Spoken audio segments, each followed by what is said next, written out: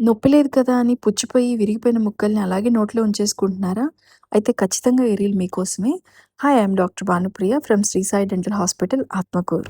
Patient వేరే ప్రాబ్లమ్‌తో వచ్చినా సరే, ఈ విరిగిపోయిన ముక్కలున్నాయమ్మా, పుచ్చిపోయిన ముక్కలు తీయించేసుకోవాలి అని డాక్టర్ గారు చెప్పినప్పుడు, ఖచ్చితంగా తీయించుకోవడం బెటర్.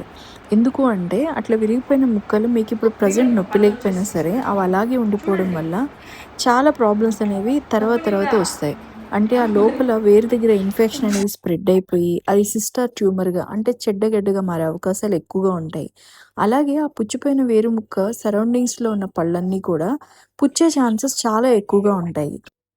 నొప్పొచ్చినప్పుడు తీపిచ్చుకుందామా అనుకుంటే ఏమవుతుందంటే, ఆ లోపల ఎక్కువ ఇన్ఫెక్షన్ స్ప్రెడ్ అయిపోవడం వల్ల, ఎక్కువ మెడికేషన్ యూజ్ చేయాల్సుంటుంది. పన్ను తీసేటప్పుడు కూడా ఎక్కువ మత్తివ్వాల్సుంటుంది.